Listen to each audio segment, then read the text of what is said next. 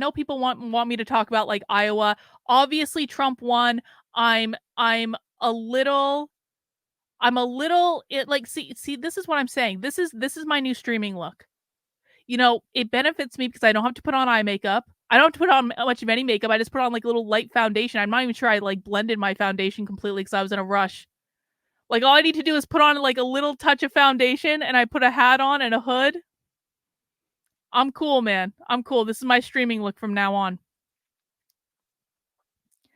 Anyway, Prometheus, let me see this. Have you seen the Team DeSantis supporters attack? No.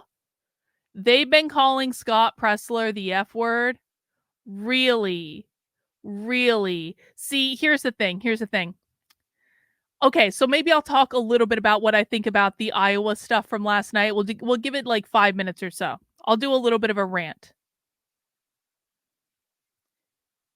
So last night we finally got confirmation that Trump is 100% absolutely going to be the Republican nominee for president. And I think most of us knew this. Most of us live in the land of reality, right? But for the past couple months, especially since Trump has not been participating in the debates, the media started going, oh, Trump's not going to win. Oh, it could be Nikki Haley. Could be Nikki Haley. Could be Nikki Haley. How about Nikki Haley? Do you guys like Nikki Haley? Because we like Nikki Haley. Who doesn't like Nikki Haley? So the media has, on both sides, have really been trying to push Nikki Haley on everyone and spinning this narrative that there was any chance in this universe that Nikki Haley was going to win. So that was thing number one. And then on the other side over here, you have the DeSantis supporters. The DeSantis supporters are universally the worst people in the world. And it is bizarre to me that this happened. It really is. Because there was a time that I think many of us really liked Ron DeSantis. However, I don't know who does Ron DeSantis' hiring, but whoever does his hiring needs to be fired because he has managed to surround himself with literally the worst people in the world. They are the worst. Like, they are assholes. They are arrogant. They are entitled. They are elitist. If you said anything, and I came to this from the position of, I don't care. Like, I really don't care who the Republicans nominate. It doesn't make any difference to me at all. But like, if you said anything on Twitter that was like out of step with supporting Ron DeSantis, all of a sudden you have all these assholes in your replies, like saying that, like acting like frat bros and like just the most douchey people in the world. And listen, man, I've had to interact with a lot of assholes on Twitter.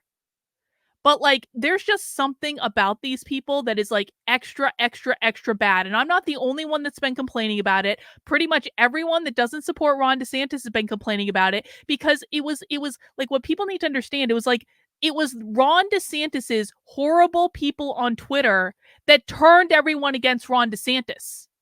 Like it wasn't necessarily just Ron DeSantis grossly mismanaging his campaign from the very beginning. It was also these asshole surrogates that they had running around on Twitter, getting in everyone's business, being dicks to everyone. It was very literally the people on his team that turned everyone against him because we were like, you guys suck. Like, we might not be able to agree on a lot, but we can all agree that Ron DeSantis supporters suck universally. And they were holding all these Twitter spaces. And I don't know if anyone besides me spent time in their Twitter spaces, but sometimes I would just go in and listen. And it was the most arrogant, elitist, entitled, douchebaggy shit in the world. It was like maddening to listen to these people.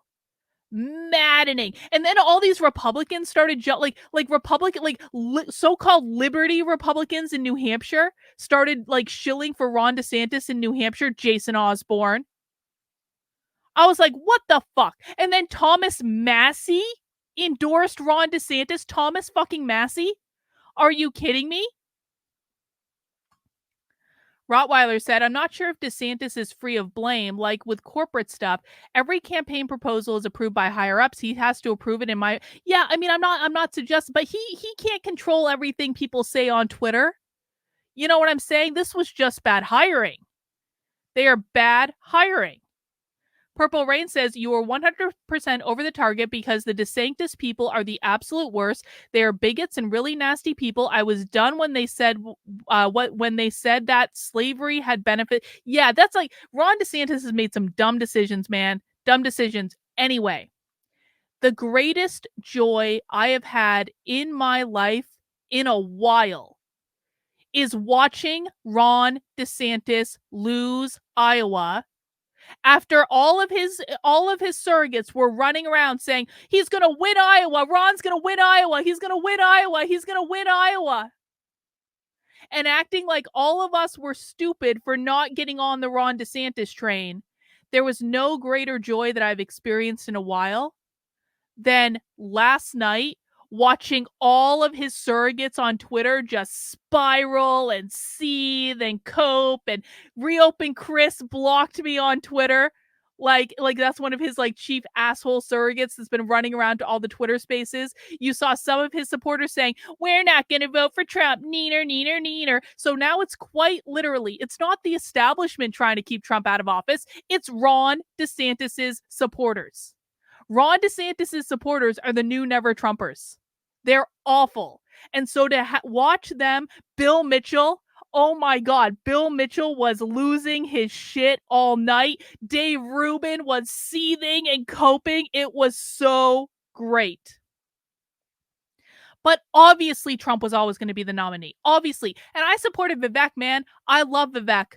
I think Vivek is the best. I think probably, even though it pains me that I won't be able to vote for him in New Hampshire, I think that dropping out after last night was probably the best strategic move he could make. And he did it so graciously and so beautifully. And didn't Vivek run just like the best campaign from the very beginning of that campaign right up until last night? Like that guy, please, Vivek, stay in politics. Please run again. Please, please, please, please, please. Because I feel like Vivek showed us what a politician should be. Vivek has set the standard by which we should be holding all other politicians and presidential candidates to moving forward. And if they don't meet that standard, F them. The bar has been set. He was gracious with people who opposed him. He talked to everyone. He always had the right message. He was bold in his messaging. He went outside the box, man. Vivek talked about issues no one else was talking about. He said the right things. He listened. There is no criticism that I would give him. I mean, maybe like you could nitpick here and there, I'm sure, but like it was just so beautiful and amazing. And he has a once in a generation mind, and he's a once in a generation politician. And the Republicans should have been thanking their lucky goddamn stars that he deigned to spend his own money doing this in the first place. Because Vivek could go retire and buy a private island and be just fine and not engage in any of this. That guy is rich beyond belief. And he did it all himself, which means he can always make more money. He knows exactly how to do it. So Trump is going to be the nominee. He was always going to be the nominee. We should thank God for Vivek, and F Ron DeSantis and Nikki Haley. Both of them should drop out and be gracious about it, just like Vivek was. And everyone just needs to get on with it. Now, is that going to happen? No, because the neocon establishment and quite frankly, the Democrats really, really, really, really, really, really, really want Nikki Haley. So we're going to have to hear a lot more about Nikki Haley, Nikki Haley, Nikki Haley, Nikki Haley, Nikki Haley for months and months and months until finally she runs out of money, because everyone knows Trump's going to be the nominee to begin with. But I guess maybe one more victory, and this is the last thing I'm going to say on it, but then we're actually going to get into what we want to watch. I would love for Ron DeSantis to stay in it through Florida, because it would be so goddamn beautiful to have Ron DeSantis lose Florida by like 30, 40, 50 points to Donald Trump. Like, wouldn't that be one of the most amazing things that's ever now, I don't think that'll happen. I don't think Ron DeSantis is gonna want that on his resume, but, like, that is my dream right now. I want to see Ron DeSantis lose Florida to Trump. It would be goddamn glorious. It would be absolutely glorious. All right, that is my take on the election. And now we actually have to get into business, guys.